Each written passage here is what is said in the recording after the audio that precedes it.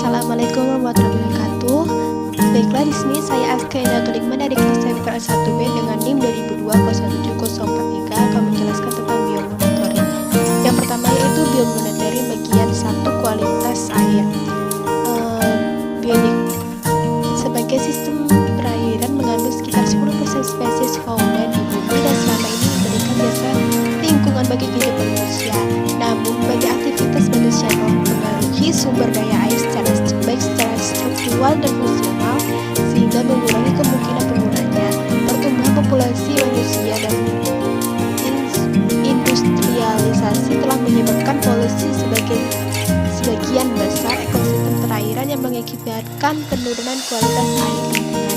Dengan demikian, ekosistem air tawar diakui sebagai yang paling terancam di seluruh dunia, dan oleh karena itu organisme akuatik memerlukan perhatian untuk konservasi mereka. Yang kedua yaitu bioindikator atau meliputi beberapa variasi skala dari aspek makromolekul, sel, organ, organisme, populasi, sampai biokoenosis atau ekosistem, sehingga bentuk indikator meliputi yang pertama reaksi biokimia dan fisiologis, yang kedua yaitu abnormalitas anatomi, morfologi, bioritme, dan tingkah laku, yang ketiga yaitu perubahan populasi hewan ataupun tumbuhan secara kronologis, yang keempat yaitu perubahan pada ekosistem maupun gabungan ekosistem, yang kelima yaitu perubahan pada struktur atau fungsi ekosistem, yang keenam yaitu perubahan bentuk lahan atau landscape. Efektivitas tidaknya suatu bioindikator yang digunakan ditentukan oleh keterkaitan antara faktor lingkungan dan parameter biologis. Faktor lingkungan berpengaruh terhadap parameter biologis dalam bentuk hubungan sebab akibat atau kasuatif. Bila parameter biologis menjadi indikator, maka harus kembalikan dan hubungan kasuatifnya dengan syarat yaitu yang pertama, takson yang lebih tinggi harus memiliki takson dengan taksonomis jelas, diketahui secara terperinci dan mudah untuk diidentifikasi. Yang kedua yaitu status biologi diketahui jelas, peka terhadap tekanan maupun perubahan lingkungan. Yang ketiga yaitu organisme memiliki kelimbahan tinggi dan mudah disurvei atau diamati. Yang keempat yaitu tersebar dalam ruang dan waktu. Kelima yaitu memiliki hubungan yang kuat dengan komunitas luas atau tidak memiliki hubungan kuat dengan komponen tekanan. Selanjutnya yaitu proses biologis pada suatu organisme dapat digunakan sebagai indikator. Sebagai contoh, ikan trout liar yang menghuni aliran air dingin di bagian barat Amerika Serikat, sebagian besar individu memiliki toleransi suhu antara 20 sampai 25 derajat Celcius. Dengan demikian, sensitivitas suhu mereka dapat digunakan sebagai indikator suhu air. Pengembalaan ternak, pembakaran, dan penambangan adalah contoh gangguan yang berhubungan dengan manusia yang dapat meningkatkan suhu air di sungai-sungai ini dan dideteksi oleh ikan-ikan liar di berbagai skala biologis.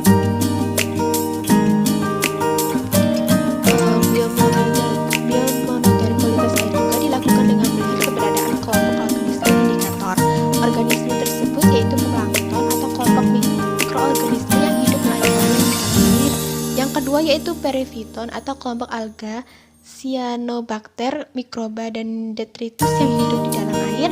Yang ketiga yaitu mikrobentos atau kelompok mikroorganisme yang hidup di dalam atau permukaan air. Yang keempat yaitu kelompok makroinvertebrata di dalam atau permukaan air. Yang kelima yaitu makrofita atau kelompok tumbuhan air. Dan yang keenam yaitu nekton atau ikan.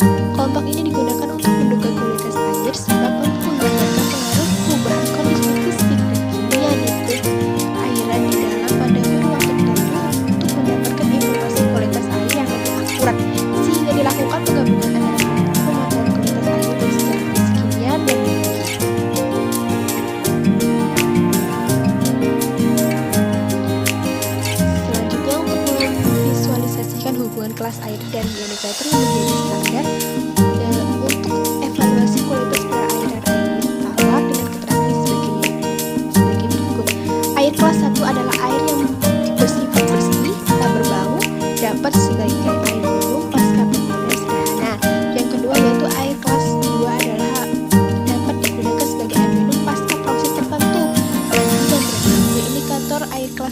yaitu keong hitam, Candis piparva, kalanjengking air, lava, capung, dan lain-lain. Air kelas 3 adalah air lumpur berwarna coklat kekuning-kuningan.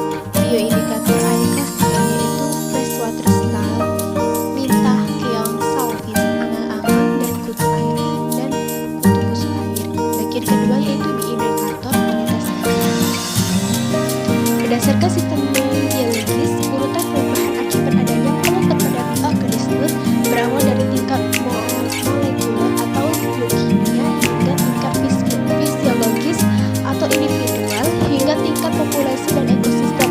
Teknik yang menunjukkan respon pada tingkat yang lebih rendah dari organisasi biologis dianggap lebih preventif. Perubahan morfologi dapat digunakan sebagai penanda biologis dalam penyelidikan toksisitas senyawa kimia tertentu dan dalam pemantauan efek akut dan kronis organisme yang terpapar pada lingkungan yang terkena dampak. Dalam konteks ini, analisis morfologis organ target yang dilakukan melalui ultramorfologi, histologi, dan ultrafaktur telah banyak digunakan dalam mengidentifikasi berbagai kerusakan yang disebabkan oleh zat berbahaya bagi organisme. Yang pertama yaitu hewan tanah, yaitu invertebrata arthropoda dari kelompok hewan Saprodus, yaitu Isopoda, Collembola, dan Diplopoda adalah di antara organisme yang dianggap paling tepat untuk mengevaluasi efek akumulasi zat beracun yang ada di tanah karena kontak langsung dengan kontaminan yang ada di dalamnya. Annelida khususnya Oligochaeta yang sering digunakan dalam tes toksisitas invertebrata ini melakukan kontak dengan jumlah besar polutan yang ada di dalam kompartemen ini, gerakan dan konsumsi tanah atau serasah daun yang terkontaminasi Oligochaeta dianggap salah satu tes presentasi terpenting dari makrofauna. Yang kedua yaitu nematoda, banyak dimanfaatkan sebagai bioindikator. Nematoda ini memiliki peran penting dalam food news dan memiliki sifat yang pertama yaitu memiliki lapisan kulit permanent. Yang kedua yaitu sifat tahan, misalnya Cryptobiosis akan indikatif bila lingkungan tidak mendukung, sementara Dodonulamindae bersifat rentan sehingga mudah terpengaruh perubahan ekosistem. Yang ketiga yaitu ada nematoda yang bersifat berbahaya bagi tumbuhan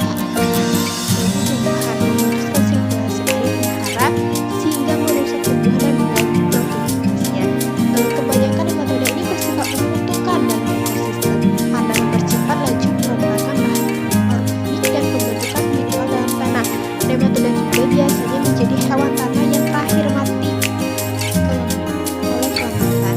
Nematoda mudah dipelajari secara terpisah berdasarkan bentuk morfologi dan jenis makanan. Kelimpahan relatif dan ukuran yang khas memudahkan pengambilan sampel dan proses ekstraksi sehingga relatif lebih murah daripada hewan lain. Selanjutnya yaitu ada ular buta atau Rhamphus yang memiliki tipe habitat dengan nilai kadar tanah, kadar organik tanah, dan porositas tanah yang tinggi. Kehadiran kelompok hewan ini berhubungan dengan kualitas kesuburan tanah atau populasi Rhamphoteuthis brandus.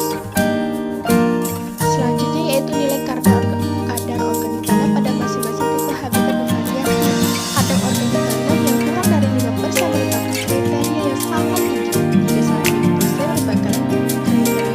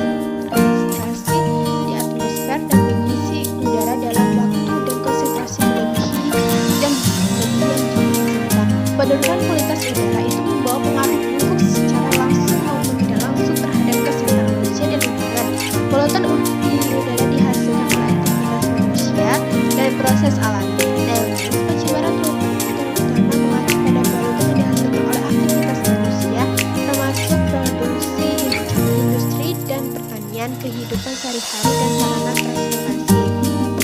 Beberapa polutan contohnya yaitu S2 partikel, polusi suspensi terutama PM2,5, NOx, CO, VOC, atau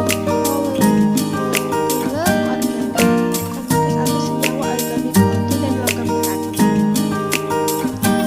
Selanjutnya yaitu licin adalah gabungan dari bakteri, Cyanobacterium, dan alga simbiotik yang sebagian besar dapat bertahan pada kondisi lingkungan yang sangat keras. Bentuk licin ini seperti kerap atau sehingga disebut rumput kerap, tumbuh lebat pada pohon, batu, dan tanah kosong. Licin ini memiliki cara untuk mengeluarkan polutan yang mereka serap. Bahan-bahan ini tetap ada di dalam samudera karena polutan menumpuk di dalamnya. Licin ini dapat digunakan untuk memantau akumulasi polutan jangka panjang. Para ilmuwan itu mengumpulkan dan menganalisis licin dekat dengan sumber polusi untuk menentukan seberapa jauh polusi yang telah menyebar.